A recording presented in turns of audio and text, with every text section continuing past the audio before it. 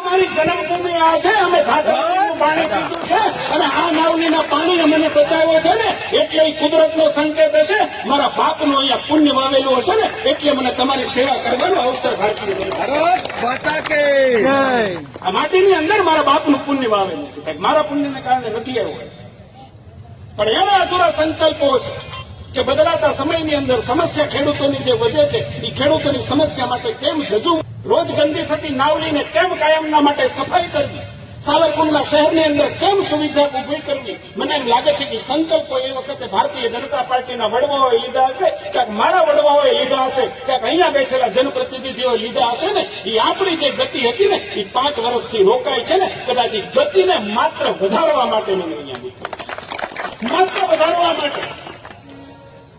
જે ગતિ રૂંધાય છે એ ગતિને વધારવા માટે મને મૂક્યો છે ને, એટલા માટે હું આભાર માનું છું.